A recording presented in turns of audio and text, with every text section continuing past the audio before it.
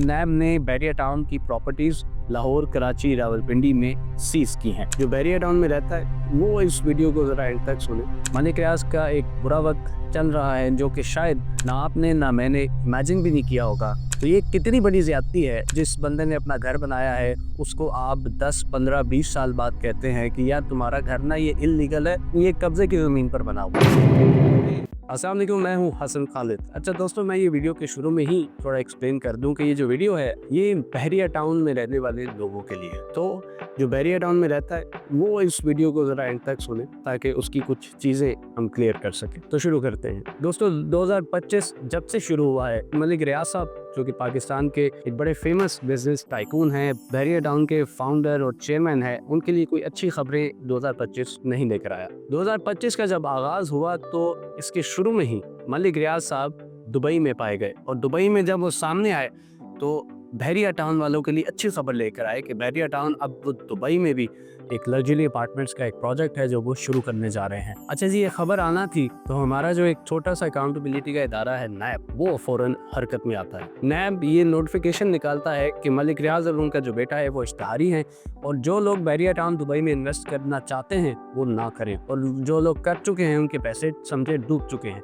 नैब का ये कहना था कि मलिक रियाज को काफ़ी केसेस का सामना है पाकिस्तान में कि उनके ऊपर इल्ज़ाम ये है कि बैरिया टाउन कराची जो है वो उन्होंने मासूम लोगों की ज़मीनों पर कब्जा करके बनाया है, और इल्ज़ाम ये है कि जी बैरिया टाउन कराची है वो इल्लीगल है और बैरिया टाउन कराची के जो एसेट्स हैं वो भी सारे इल्लीगल हैं। अच्छा जी, इस वक्त जो लेटेस्ट खबर आपके सामने पहले मैं रख दूँ वो ये है कि अभी कुछ दिनों पहले नैब ने बैरिया टाउन की प्रॉपर्टीज लाहौर, कराची, रावलपिंडी में सीज की हैं। बैरिया टाउन की चाहे वो गाड़ियां हैं, चाहे वो बैंक अकाउंट्स हैं, वो सब फ्रीज कर दी गई हैं।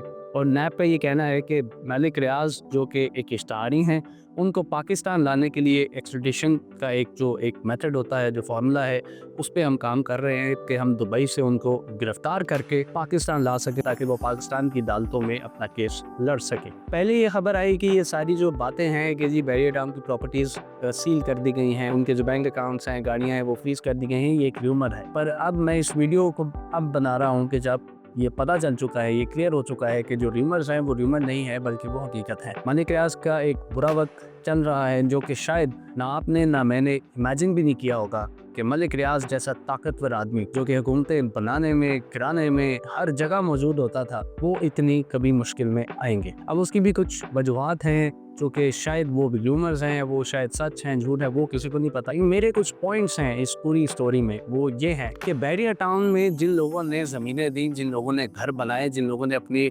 मेहनत की कमाई बैरिया टाउन में डाली, उनका कसूर क्या है। ये नैब तब कहा था कि जब बैरिया टाउन कराची बनाने के लिए लोगों की ज़मीनों पर कब्जा हो रहा था। ये बात किसी से ढकी चुकी नहीं है, याद की बात नहीं है कि बैरिया टाउन जो है वो जी कब्जा किया गया, और वो सबको पता है। पता वो सिर्फ अगर पता नहीं था, वो नैब को नहीं पता था जब ये सारा काम हो रहा था। तो ये कितनी बड़ी ज्यादती है, जिस बंदे ने अपना घर बनाया है उसको आप 10, 15, 20 साल बाद कहते हैं कि यार तुम्हारा घर ना ये इल्लीगल है, ये कब्जे की ज़मीन पर बना हुआ। तब ये नैब रहा था जब शर्जील मेमन, कायम अली शाह, इन सब पे जो केसेस हैं कि जी इन्होंने फैसिलिटेट किया मलिक रियाज को, और उसमें ऑब्वियसली आसिफ अली जरदारी, ये सब लोग शामिल थे। और ये कोई आज की अगेन बात नहीं है, ये सबको पता था। मलिक रियाज की दोस्ती आसिफ अली जरदारी के साथ वो सबको पता था, लेकिन नैब तब तो हरकत में नहीं आया। नैब अब हरकत में आया है तो उसकी जो वजूहात हैं वो नैब ही बेहतर जानता है कि वो अब हरकत में क्यों आया है मलिक रियाज के खिलाफ। मतलब कैसी बात है कि आपने 20 साल बाद आपको ख्याल आ रहा है कि यार ये काम गलत हुआ था, तो उस बंदे को पकड़ो जिसने किया था, पर आप उस बंदे को नहीं पकड़ेंगे जिसने फैसिलिटेट किया था। उन ब्यूरोक्रेट्स को नहीं आप पकड़ेंगे जिन्होंने ये सारा काम किया था। होता ये है कि एक बंदा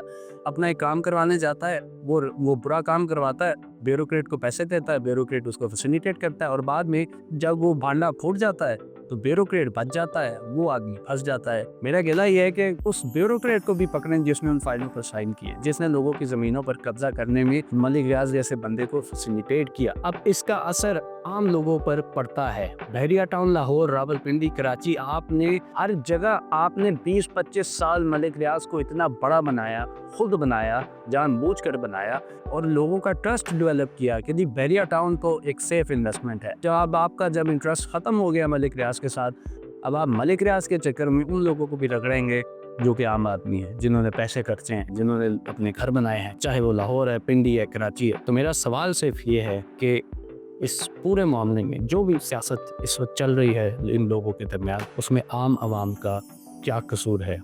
अब अगर बहरिया टाउन की प्रॉपर्टी सील हुई है तो इसका जो नेगेटिव इम्पैक्ट है वो बहरिया टाउन की जो डेली खरीदो फरोख्त, जो लोगों के घर हैं, उनकी एसेट्स हैं, उनकी वैल्यू पर पड़ेगा। अब लोग बहरिया टाउन में नई इन्वेस्टमेंट नहीं करेंगे, और जब तक नई इन्वेस्टमेंट नहीं आएगी तो अगर कोई पुराना बंदा अपनी पुरानी इन्वेस्टमेंट से निकलना चाह रहा है तो उसका क्या बनेगा। बहरिया टाउन की मैनेजमेंट इस वक्त छुपी हुई है, मैनेजमेंट कहाँ है ये भी नहीं पता लोगों को।